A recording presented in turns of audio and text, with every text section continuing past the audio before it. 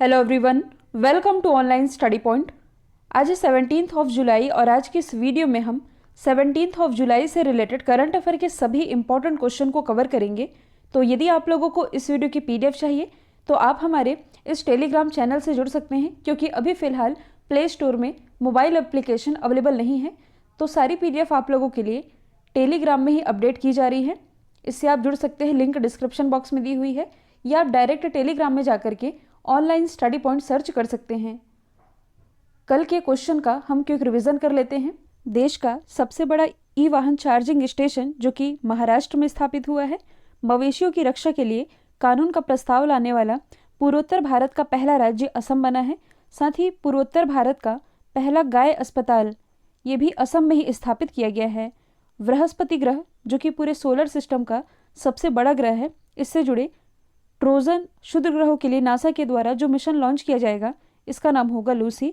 चर्चे में रहा लेमुरु अभ्यारण्य, ये एक हाथी अभ्यारण्य है, छत्तीसगढ़ में स्थित है। इसका क्षेत्रफल अभी हाल ही में घटाया गया है कोयला खनन के लिए, जिसके कारण ये चर्चे में आया है। विदेश मंत्री एस जयशंकर ने हाल ही में जॉर्जिया में महात्मा गांधी की प्रतिमा का अनावरण किया है। तो चलिए स्टार्ट करते हैं हमारा पहला क्वेश्चन। हाल ही में इजराइल में दूतावास खोलने वाला पहला खाड़ी देश ये कौन बना है? तो ये भी हाल ही में बन गया है यूएई। ये तो आप लोगों को मालूम ही है कि इजराइल और यूएई दोनों ही देशों के बीच सालों से ऐतिहासिक दुश्मनी चली आ रही थी, लेकिन लास्ट ईयर ही आप कह सकते हैं 2020 में इनकी जो ऐतिहासिक दुश्मनी थी ये फाइनली खत्म हुई। और इनके बीच की दुश्मनी को खत्म करने में अहम भूमिका निभाई थी अमेरिका के पूर्व प्रेसिडेंट डोनाल्ड ट्रंप ने। इसलिए तो ऐसी भी न्यूज़ आई थी कि डोनाल्ड ट्रंप यूएई के जो प्रेसिडेंट हैं खलीफा बिन जयाद अल निहान और इजराइल के जो पूर्व प्राइम मिनिस्टर रहे हैं बेंजामिन नेतन्याहू, इन तीनों को ही 2021 के नोबेल पीस प्राइज़ के लिए नॉमिनेट भी किया गया था।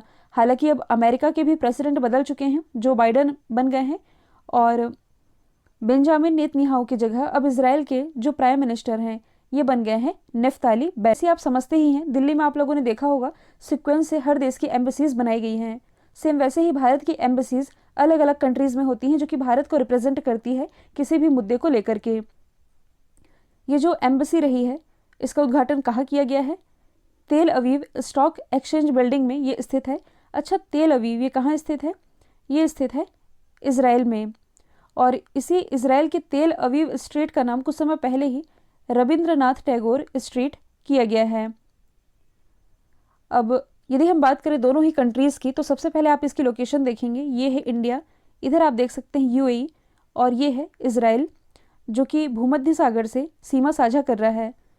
यहाँ से सबसे पहले यदि हम बात करें कि भारत के इन दोनों देशों के साथ संबंध कैसे हैं, तो इजराइल के बारे में यदि हम बात करें तो देखिए, इजराइल जब 1948 में जब आज़ाद हुआ था, यानी कि जब ये सेपरेट हुआ था, तो शुरू में तो भारत के साथ इसके संबंध उतने अच्छे नहीं थे, लेकिन 90s के बाद दोनों देशों के बीच में जो मित्रता है ये बढ़ने लगी थी। इजराइल की राजधानी यरूशलेम है, विवादों में रहा है अल अक्सा मस्जिद के कारण। प्राइम मिनिस्टर हाल ही में बनाए गए हैं नेफ्ताली बेनेट, प्रेसिडेंट बन गए हैं इसाक हर्जोग। और यदि आप करंट से रिलेट करेंगे तो हाल ही में इजराइल के द्वारा एयर बॉर्न लेज़र गन, इसका सफलतापूर्वक परीक्षण किया गया है जो कि ड्रोन को लेज़र से भेद सकता है। इंटरनेशनल न्यूज़ बनी थी, मैंने आप लोगों को बताया भी था। फिर यदि हम बात करें यूएई की, इसकी कैपिटल है अबू धाबी, करेंसी है यूएई दिरहम। भारत के यूएई के साथ कैसे संबंध है? तो देखिए, भारत के यूएई के साथ भी अच्छे संबंध है। दोनों देशों ने एक दूसरे की एम्बेसीज लगा रखी है दोनों ही देशों में। 1972 में यूएई ने भारत में भी कहाँ, दिल्ली में अपनी एम्बेसी लगाई थी। इसके एक साल बाद 1973 में भारत ने भी यूएई में अपनी एम्बेसी लगा दी थी। और देखा जाए तो जो यूएई है ये भारत का 10वां सबसे बड़ा एफडीआई निवेशक देश है। एफडीआई यानी कि फॉरेन डायरेक्ट इन्वेस्टमेंट। ये सारी चीज़ें मैंने आप लोगों को बता ही दी है। अगला क्वेश्चन है, हाल ही में किसने सबसे बड़ा कार्बन उत्सर्जन कार्यक्रम शुरू करने की घोषणा की है? तो ऐसी घोषणा अभी हाल ही में की गई है चाइना के द्वारा। अब इसे आप समझेंगे, देखिए पूरी दुनिया में ही कार्बन का उत्सर्जन ये लगातार बढ़ रहा है। अभी 5 साल पहले लगभग, हालांकि 6 साल हो गए हैं, 2015 में COP 21 यानी कि कॉन्फ्रेंस ऑफ पार्टीज 21 का आयोजन किया गया था। कहाँ आयोजित किया गया था? फ्रांस की राजधानी पेरिस में। तो ये जो समझौता रहा था, मतलब कि ये मीटिंग रही थी जो इसके मेंबर कंट्रीज़ की, इसमें कार्बन उत्सर्जन को कम करने को लेकर के सहमति जताई गई थी। और देखा ये गया है कि दुनिया में जब से औद्योगिक क्रांति आई है, औद्योगिक क्रांति आने के बाद ही ये सारी समस्याएं जन्म लेना शुरू होती है। कहने का मतलब है कि देखिए, जनसंख्या बढ़ रही है, जनसंख्या बढ़ने के साथ साथ कार्बन का उत्सर्जन भी बढ़ रहा है, जीवाश्म का ईंधन बढ़ रहा है, कोयला आधारित जो उद्योग हैं इनसे जो कार्बन निकलता है, काला धुआं आप कह सकते हैं, ये सभी समस्याएं हैं जो कि ग्लोबल वार्मिंग को बढ़ावा दे रही है, जिसके कारण ये जो क्लाइमेट चेंजेस की समस्या है ये इन दिनों ज़्यादा ही देखने को मिल रही है। और यदि देखा जाए तो कार्बन के उत्सर्जन में जो चाइना है ये दुनिया का नंबर 1 देश है, इसके बाद अमेरिका और तीसरे स्थान पर भारत का स्थान आता है। और लास्ट ईयर ही चाइना के द्वारा ये ऐलान किया गया था कि 2060 से पहले ही ये कार्बन का उत्सर्जन ये कम कर देगा। लास्ट ईयर लॉकडाउन था तो क्या हुआ कि पूरी दुनिया में ही जो कार्बन का उत्सर्जन है इसमें कमी देखने को मिली थी, क्योंकि उद्योग धंधे बंद थे, गाड़ियाँ भी उतनी ज़्यादा नहीं चल रही थी। लेकिन अब क्या है कि फिर से जो लाइफ है ये पटरी पर आने लगी है, उद्योग धंधे फिर से शुरू हो गए हैं क्योंकि वो भी ज़रूरी है, और गाड़ियाँ भी सड़कों पर फिर से दौड़ने लगी है। इसमें से पेट्रोल का ज़्यादा यूज़ होने लगा हम कह सकते हैं, और जो भी औद्योगिक इकाइयाँ हैं ये अपना काम कर रही हैं, तो उससे जो निकलने वाला प्रदूषण है ये भी पर्यावरण को हानि पहुँचा रहा है। अभी चाइना ने क्या किया है कि हम इस समस्या से निपटने के लिए क्या कर सकते हैं, इसके लिए अपना इसने एक रोड मैप तैयार कर लिया है। टारगेट रखा है 2030 तक कि हम 2030 के टारगेट तक ये जो कार्बन उत्सर्जन की समस्या है इसे कम करने का प्रयास करेंगे। अच्छा, भारत के द्वारा क्या प्रयास किए जा रहे हैं, तो इसी COP21 में भारत के द्वारा किसकी घोषणा की गई थी, इंटरनेशनल सोलर अलायंस की।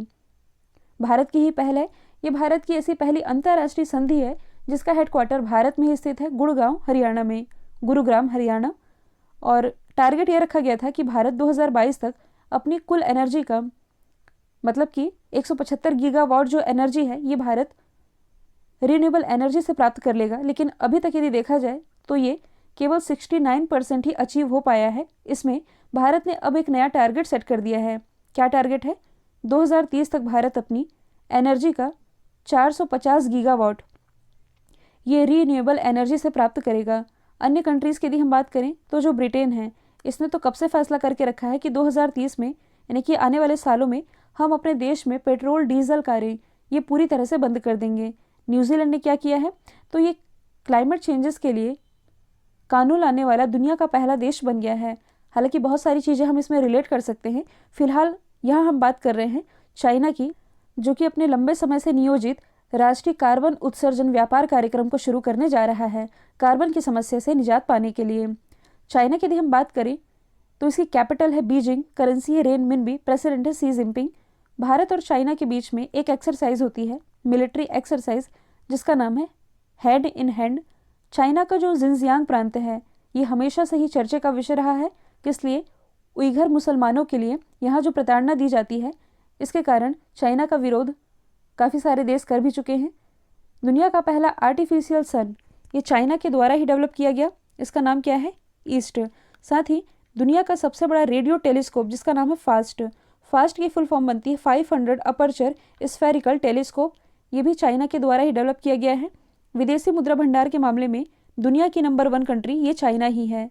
अगला क्वेश्चन है, हाल ही में देश का पहला अनाज एटीएम इसकी शुरुआत कहाँ हुई है, यानी कि इंडियाज़ फर्स्ट ग्रेन एटीएम, इसकी शुरुआत अभी हाल ही में गुरुग्राम हरियाणा से की गई है। अभी तक आप लोगों ने एटीएम से पैसा निकालने वाली मशीन ही देखी होगी, अब ये है कि अब इस एटीएम से अनाज भी निकाला जा सकेगा। आप जो इमेज में देख रहे हैं ये है ग्रेन एटीएम, इसका नाम है अन्नपूर्ति। ये जो महिला है ये इससे अनाज निकालते हुए दिख रही हैं।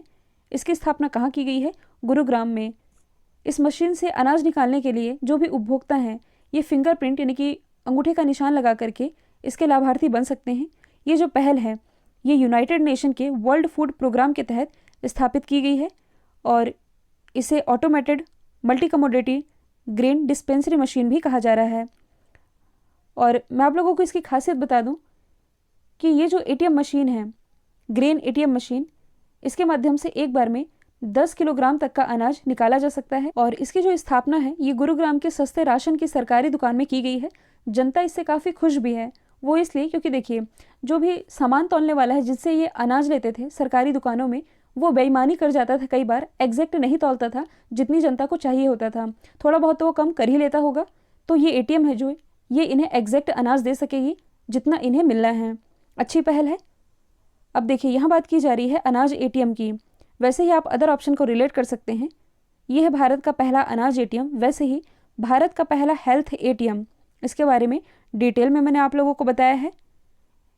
ये कहाँ शुरू किया गया है? लखनऊ के चार बाग रेलवे स्टेशन से। उत्तर प्रदेश में स्थित है सहारनपुर, इसी सहारनपुर में भारत का पहला मास्क एटीएम, इसकी शुरुआत की गई है। यदि हम बात करें कोच्चि की, तो एसबीआई के द्वारा भारत का पहला तैरता हुआ एटीएम यानी कि फ्लोटिंग एटीएम, इसकी शुरुआत कोच्चि से ही की गई थी। अगला क्वेश्चन है, हाल ही में किस राज्य सरकार ने इलेक्ट्रिक बाइक टैक्सी योजना की शुरुआत की है? तो इसकी शुरुआत अभी हाल ही में कर्नाटक गवर्नमेंट के द्वारा की गई है। अब टैक्सी ये तो आप सभी समझते हैं, बाइक टैक्सी ये भी आप सभी समझते हैं। अब ये जो बाइक टैक्सी होगी ये होगी पूरी तरह से इलेक्ट्रिक। अभी ऐसा फैसला क्यों किया जा रहा है? तो पूरी समस्या वही है, ग्लोबल वार्मिंग की, क्लाइमेट चेंजेस की, बढ़ते प्रदूषण की। इन्हीं समस्या को देखते हुए अब कर्नाटक गवर्नमेंट के द्वारा इलेक्ट्रिक बाइक टैक्सी इस योजना की शुरुआत कर दी गई है। BS येदियुरप्पा जो कि यहाँ के मुख्यमंत्री हैं, इन्होंने इसकी शुरुआत की है। पर्यावरण का जो प्रदूषण है इसकी समस्या से निजात पाने में ये हेल्प करेगा, साथ ही ईंधन का भी संरक्षण कर सकेगा। यदि हम बात करें कर्नाटक की, तो इसकी राजधानी बैंगलोर, जिसे भारत की सिलिकॉन सिटी भी कहा जाता है, इसी बैंगलोर में भारत की पहली गर्ल्स फुटबॉल एकेडमी, इसकी शुरुआत की गई है। मुख्यमंत्री मैंने बता ही दिया है। राज्यपाल ये इंपॉर्टेंट है क्योंकि हाल ही में बनाए गए हैं, थावर चंद गहलोत, ये बनाए गए हैं कर्नाटक के नए राज्यपाल, जो कि पहले राज्यसभा में सदन के नेता थे, लेकिन अब राज्यसभा में सदन के नेता कौन बन गए हैं? पीयूष गोयल जी। इंपॉर्टेंट नेशनल पार्क की बात की जाए तो बन्नरघट्टा, नागरहोल, अंसी, कुद्रेमुख, ये सभी नेशनल पार्क स्थित हैं कर्नाटक में ही। कर्नाटक से रिलेटेड कुछ एक्स्ट्रा फैक्ट की यदि हम बात करें जो कि करंट से रिलेटेड है, तो हाल ही में हमारे रक्षा मंत्री राजनाथ सिंह जी के द्वारा कर्नाटक की राजधानी बैंगलोर से भारत की पहली ड्राइवरलेस मेट्रो कार, इसकी शुरुआत की गई थी। भारत का पहला चंदन संग्रहालय ये कर्नाटक में स्थापित किया जा रहा है। कर्नाटक का 31वां जिला ये बना है विजयनगर, वेल्लारी से अलग होकर के। अगला क्वेश्चन है, हाल ही में वाराणसी में रुद्राक्ष कन्वेंशन सेंटर का उद्घाटन किसने किया है? तो इसका उद्घाटन अभी हाल ही में प्राइम मिनिस्टर नरेंद्र मोदी जी के द्वारा किया गया। ये वाराणसी के दौरे पर थे। वाराणसी जो कि इनका निर्वाचन क्षेत्र है। नरेंद्र मोदी जी ने अपने निर्वाचन क्षेत्र वाराणसी में 186 करोड़ की लागत से बना ये जो अंतर्राष्ट्रीय सम्मेलन केंद्र है, क्या मैंने बताया है, रुद्राक्ष कन्वेंशन सेंटर, इसका उद्घाटन किया है, जो कि जापान के सहयोग से बनाया गया है। इस सेंटर में इंडो जापान कला और संस्कृति की झलक देखने को मिलेगी। अंतर्राष्ट्रीय सहयोग एवं सम्मेलन केंद्र, रुद्राक्ष नाम ही इसका, रुद्राक्ष जो कि एक कन्वेंशन सेंटर है, ये प्राचीन शहर काशी की सांस्कृतिक समृद्धि की झलक प्रस्तुत करेगा।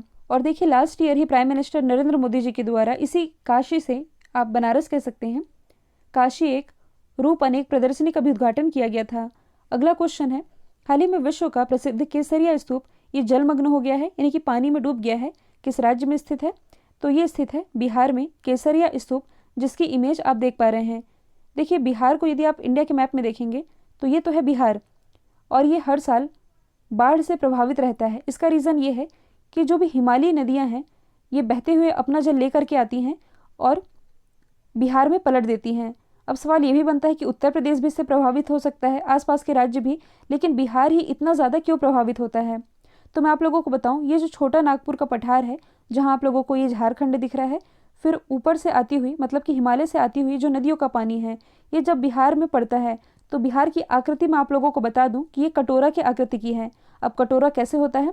बीच में थोड़ा गहरा टाइप से होता है, तो यहाँ का पानी भी इसमें मिला, और नागपुर का पठार, इसका भी पानी जा करके इसी बिहार में मिल जाता है, जिसके बाद से हर साल जो बिहार है ये पानी की समस्या से, या आप कह सकते हैं कि बाढ़ की समस्या से सबसे ज़्यादा प्रभावित होता है। तो इसी बिहार में स्थित है केसरिया स्तूप, जो कि चर्चा का विषय है। ये पानी में जलमग्न हो चुका है। बिहार के पूर्वी चंपारण जिले में पटना से लगभग 110 किलोमीटर की दूरी पर ये स्थित है। 104 फीट की ऊंचाई पर यह स्थित है। अब आप ये याद रखेंगे कि ये जो केसरिया स्तूप है ये बौद्ध स्तूप है। इसके अलावा बिहार में स्थित दो अन्य बौद्ध स्थल हैं, महाबोधि और नालंदा, और दोनों को ही यूनेस्को के वर्ल्ड हेरिटेज साइट में शामिल किया जा चुका है। बिहार से रिलेटेड यदि हम कुछ एक्स्ट्रा फैक्ट की बात करें तो एथेनॉल पॉलिसी लागू करने वाला ये भारत का पहला राज्य है। साथ ही बिहार के ही बोधगया में भगवान बुद्ध की सबसे बड़ी लेटी हुई प्रतिमा इसकी स्थापना की जानी है। 2 दिन पहले मैंने आप लोगों को बताया था कि बिहार की राजधानी पटना में राष्ट्रीय डॉल्फिन अनुसंधान केंद्र इसकी स्थापना की जा रही है। अगला क्वेश्चन है, हाल ही में विश्व युवा कौशल दिवस कब मनाया गया, यानी कि वर्ल्ड यूथ स्किल डे। तो ये हर साल 15 जुलाई को मनाया जाता है और इसे मनाए जाने की शुरुआत कब से की गई थी? 2015 में। जो यूथ है यानी कि युवाओं में स्किल डेवलपमेंट में अवेयरनेस फैलाने के लिए, उन्हें इंकरेज करने के लिए हर साल ये दिवस मनाया जाता है। इस बार की थीम थी री imagining youth skill post pandemic. अगला क्वेश्चन है, हाल ही में सुरेखा सीकरी का निधन हुआ है, वह किस क्षेत्र से संबंधित थी? तो ये एक प्रसिद्ध अभिनेत्री थी जिनकी इमेज आप देख पा रहे हैं। आप लोगों ने इन्हें बालिका वधू या फिर बधाई हो मूवी में तो डेफिनेटली देखा होगा। ज़बरदस्त एक्ट्रेस थी ये, 3 बार की नेशनल अवार्ड विजेता सुरेखा सीकरी। इनका भी हाल ही में निधन हो गया है। अगला क्वेश्चन है, टोक्यो ओलंपिक का जो चीयर सॉन्ग है जिसका नाम है हिंदुस्तान वे, किसके द्वारा लॉन्च किया गया है? तो ये लॉन्च किया गया है AR रहमान के द्वारा। हिंदुस्तानी वे जो कि गाया गया है अनन्या बिरला, जो कि एक बेहतरीन सिंगर है, इन्होंने AR रहमान के साथ मिलकर के इस गाने को लॉन्च कर दिया है। टोक्यो ओलंपिक कहाँ होने हैं? जापान की राजधानी टोक्यो में। मैं आप लोगों को बता दूं कि ये समर ओलंपिक है, 2020 का ये एडिशन है। इससे जो होगा नेक्स्ट 2024 में इसे होस्ट करने वाला है फ्रांस की राजधानी पेरिस में आयोजित किया जाएगा। जो विंटर ओलंपिक है नेक्स्ट होने हैं चाइना में। कब होने हैं? 2022 में। इससे नेक्स्ट 2026 में ये होस्ट करेगा इटली। आई थिंक ये डेटा अब आप लोगों को रट चुका होगा क्योंकि मैंने इस बात को कई बार बता दिया है। अगला क्वेश्चन है, हाल ही में दुबई का गोल्डन वीज़ा पाने वाली तीसरे भारतीय कौन बने हैं? तो ये भी हाल ही में बन गई है सानिया मिर्ज़ा, जो कि भारत की स्टार टेनिस खिलाड़ी हैं और ये वीज़ा पाने वाली तीसरी भारतीय बनी है। इसके पहले ये वीज़ा संजय दत्त और शाहरुख खान दोनों को ही मिल चुका है। आप लोगों के दिमाग में एक सवाल आ रहा होगा कि संजय दत्त शाहरुख खान को तो मिला है, एक और नाम मैंने आप लोगों को बताया था मोना विश्वरूपा मोहंती को, इन्हें भी तो गोल्डन वीज़ा मिला था और गोल्डन वीज़ा पाने वाली ये पहली ओडिया कलाकार बनी थी। तो मैं आप लोगों को बता दूं कि ये ऑलरेडी UAE में रहती हैं। अभी मिला है सानिया मिर्ज़ा को। और ये भी आप याद रखेंगे कि 2020 में इन्होंने एक अवार्ड अपने नाम किया था, फेड कप हर्ट अवार्ड, और फेड कप हर्ट अवार्ड जीतने वाली ये पहली भारतीय भी बनी थी। एडिशनल तौर पर आप ये भी याद रखेंगे कि फेड कप जो कि महिलाओं के टेनिस से रिलेटेड है, जबकि जो डेविस कप है ये होता है पुरुषों के टेनिस से रिलेटेड। और जिस गोल्डन वीज़ा की हम बात कर रहे हैं, इसके तहत जिस किसी भी नागरिक को ये वीज़ा मिलता है वह UAE में जाकर के मैक्सिमम 10 साल तक रह सकता है। कल जो मैंने आप लोगों से सवाल पूछा था इसका राइट आंसर था गुजरात। अब आप लोगों के लिए आज का सवाल है, 2026 में जो वर्ल्ड बैडमिंटन चैंपियनशिप का आयोजन किया जाएगा इसे होस्ट कौन सा देश करेगा? तो इसका जो भी आंसर है कमेंट बॉक्स में बताइएगा।